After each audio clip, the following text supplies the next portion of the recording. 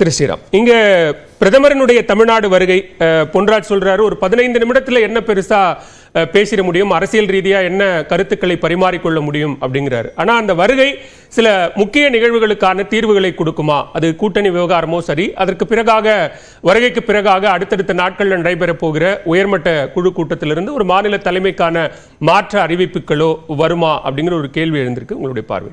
இல்லை, தமிழகத்துக்கு இந்த அரசாங்கம் பாஜக என்ன செஞ்சது நிறைய பேர் கேட்பாங்கல்ல. நாளைக்கு இன்னொரு விசிட் பிரதமர் தமிழ்நாட்டுக்கு என்ன செய்யறதுக்கு வராருன்றதை மக்கள் பார்ப்பாங்க. பாம்பன் பிரிட்ஜ் கிட்டத்தட்ட 500 கோடிக்கு புதுசாக பண்ணி கொடுக்குறாங்க. ராமேஸ்வரம் டு தாம்பரம் பல ட்ரெயின் சர்வீசஸ், பல ரயில் பாதைகள். ஸோ தமிழ்நாட்டுக்கு பாஜக என்ன செஞ்சதுன்னு கேட்குறவங்களுக்கு மீண்டும் ஒரு முறை பிரதமர் வந்து நல்ல திட்டங்களே சொல்றாரு. எனக்கு இந்த விசிட் வந்து பொலிட்டிக்கலா இன்னும் பெரிய சேஞ்சஸ் எடுத்துன்னு வரும்னு எனக்கு தெரியல. இது பியூரா வந்து இது மக்கள் அரசு முறை பயணம், மக்கள் நலத்திட்டங்களை நாளைக்கு ராமநவமி பாம்பன் பிரிட்ஜை ஓபன் பண்றாரு, நம்ம மக்களுக்கு அர்ப்பணிக்கிறார். ஸோ இதுல வந்து பொலிட்டிக்கலா பெரிய டேர்ன் அரவுண்ட் வருமானது எனக்கு நிச்சயமாக அது தெரியல. அது பிரதமர் மட்டும் முடிவுக்கு எடுக்கக்கூடிய கட்சி அல்ல, பார்லிமெண்டரி போர்ட் டிசைட் பண்ணக்கூடியது தான். பிரதமருக்கு நிச்சயமாக ஒரு மிகப்பெரிய ஒரு இம்பார்ட்டன்ஸ் இருக்கும். இருந்தாலும் இந்த கட்சியில் நான் நினைத்தது தான் கடைசின்றதுலாம் இருக்காது. ஸோ அதனால பிரதமரை மீட் பண்ணி அவ்வளோ பெரிய சேஞ்சஸ்லாம் வராது. இது அவுட் அண்ட் அவுட் இது வந்து அரசு முறை பயணமாக தான் இருக்கும்னு நினைக்கிறேன். தலைவர் மாற்றம் என்பது அந்த கட்சியில் யார் இருந்தால் மிச்சவங்களுக்கு என்னன்னு எனக்கு தெரியல.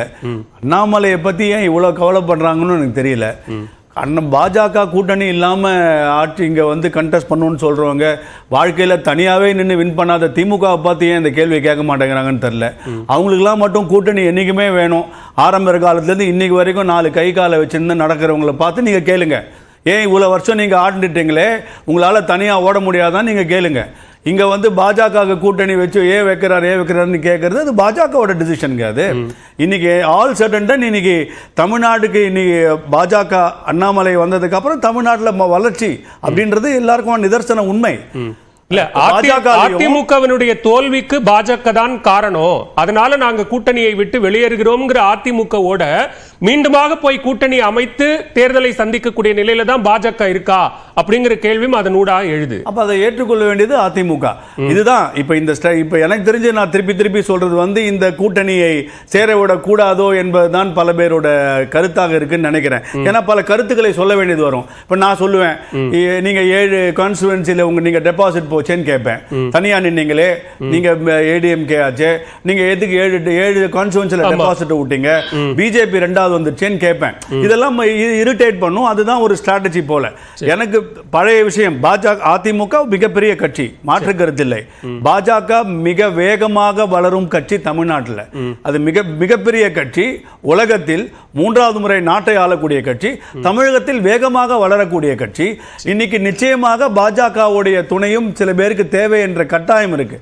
சோ அதனால என்னதான் இருந்தாலும் இந்த ஈகோ ட்ரிகரிங் பண்றத பண்ணி கொண்டு தான் இருப்பார்கள். இல்ல, இப்போ ரவீந்திர துரைசாமி தொடக்கத்தில் ஒரு விளக்கம் சொன்னார். தலைவர் பதவிக்கான போட்டியில் நான் இல்லை என்று அண்ணாமலை அவர்கள் சொல்வதே அவர் தலைவராக தொடர்ந்து நீடிக்க போகிறார் அப்படின்றதனுடைய வெளிப்பாடு தான் அவர் அப்படி சொன்னது அப்படிங்கிறார். சோ அப்ப அதை அதிமுக ஏத்துக்குமா? அண்ணாமலை மாநில தலைவராக இருக்கும் பட்சத்தில் கூட்டணிக்கு அதிமுக அதை அக்செப்ட் பண்ணிப்பாங்களா? திரு பொன்ராஜ் சொன்னது போல அதிமுகவினுடைய மூத்த தலைவர்களையோ அல்லது அதிமுகவையோ கடுமையாக விமர்சித்திருக்கிறார் திரு அண்ணாமலை அப்படிங்கிற அடிப்படையில் அது மறப்போம் மன்னிப்போம் அப்படிங்கிற அடிப்படையில் ஏற்றுக்கொள்ளப்படுமா? அப்படிதானுங்க. அப்போ அதிமுக ஜெனரல் செக்ரட்டரியை மாத்தணும்ன்ற ஒரு கண்டிஷன் வச்சா ஏத்துப்பாங்களா? அது பாஜகவுடைய மாநில தலைவர்கள் யாராக இருந்தால் மிச்ச கட்சிகளுக்கு என்னங்க? இந்த மாதிரி அரசியல் சண்டைகளோ அரசியல் வார்த்தைகளோ திமுக கூட்டணியில் இல்லாத ஆட்களா? அந்த திமுகவை பற்றி பேசியவர்கள்லாம் எந்த எக்ஸ்டென்ட்டுக்கு போனவங்களாம் இன்னைக்கு கூட்டணி, நாங்கள் ஒருமித்த கூட்டணி, ஒரு கொள்கை கூட்டணி நாங்கள் இல்லையா? அரசியலில் இந்த மாதிரியான சண்டைகளும் இந்த மாதிரியான எதிர்வினை கருத்துகளும் சில முரணுங்களும் இருக்க தான் இருக்கும். அதனாலேயே அதிமுக மட்டும் யாரோடையும் சேர்ந்துடக்கூடாது, நாங்கள் என்ன வேணா அடிச்சுப்போம். அப்போ இந்தி பல வாட்டி சொல்றது தான், இந்தி கூட்டணி என்ற ஒரு கூட்டணி கூச்சமே இல்லாமல் நாங்கள்லாம் கூட்டணின்னு சொல்லவே கூடாது.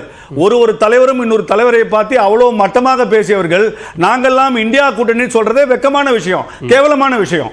ஸோ அதனால இந்த மாதிரி சொல்வது ஒரு பக்கம் இருக்கட்டும். நிச்சயமாக ஒரு வலிமையான கூட்டணியை இந்த திராவிட முன்னேற்ற கழகத்திற்கு எதிராக தமிழ்நாட்டில் அமைக்க வேண்டும். அந்த சூழ்நிலை நிச்சயமாக வரும்.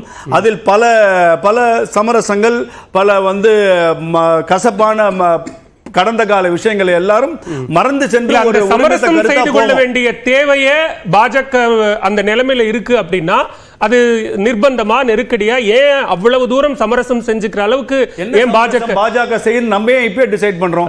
நம்ம யாரும் இங்க தலைவர் மாறுறாங்க இல்ல, அதிமுக கூட்டணி இல்லாம நீங்க பலம் வாய்ந்த தலைவராக அண்ணாமலை தமிழ்நாட்டுல ஒரு பாஜகவை ஒரு வலிமையான கட்சிங்கிற இடத்துக்கு கொண்டு வந்திருக்காரு. நீங்க சொன்னது போல இவ்வளவு வாக்கு சதவீதத்தை பாஜகவுக்கு தனிப்பட்ட முறையில 2வது இடம் அப்படின்னு நீங்க சொல்ற இடத்துல ஒரு சில இடங்கள்ல வந்திருக்குன்னா அதற்கு அவர்தான் காரணம்னா ஏன் தனித்து போட்டிங்கிற முடிவை அண்ணாமலை தலைமையில பாஜக தனித்து போட்டிடும் அப்படிங்கிற முடிவை எடுக்க முடியாதுன்னு பொன்ராஜ் அது அந்த கட்சி டிசைட் பண்ணும். அப்பதான் அது கேட்பேன். இப்ப திமுக மிகப்பெரிய கட்சின்னு சொன்னா அந்த கட்சியை பார்த்து கேளுங்க. தனித்து நின்று நீங்கள் உங்களுடைய சாதனைகளை உங்களால் செய்து காட்ட முடியுமா? திமுக செய்து காட்ட முடியுமா? அவரை சேலஞ்ச் பண்ணிட்டு அப்புறம் பாஜகவை சேலஞ்ச் பண்ண சொல்லுங்க.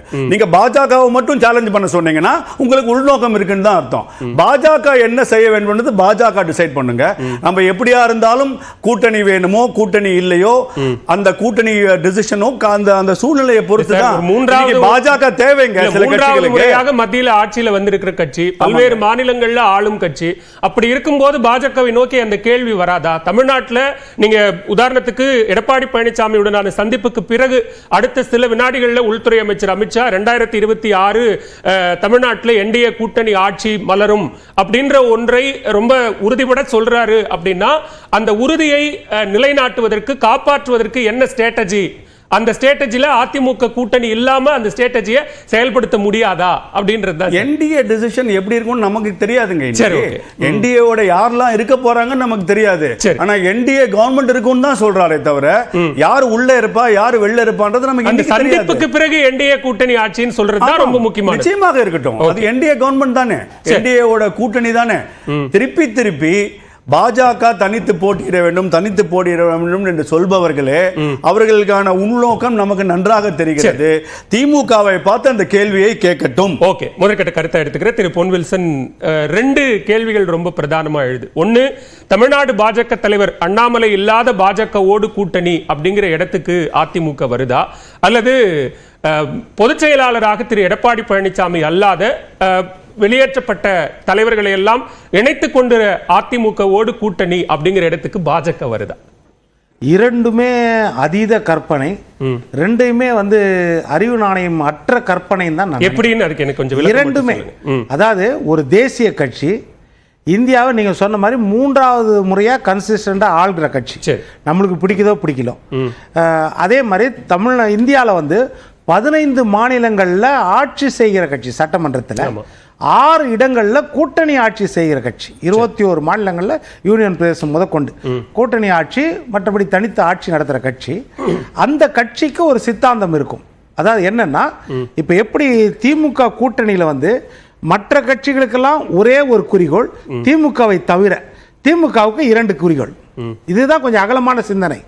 மற்ற கட்சிகளுக்கெல்லாம் இருக்கிற என்னன்னா, நம்ம கொள்கையெல்லாம் வேற.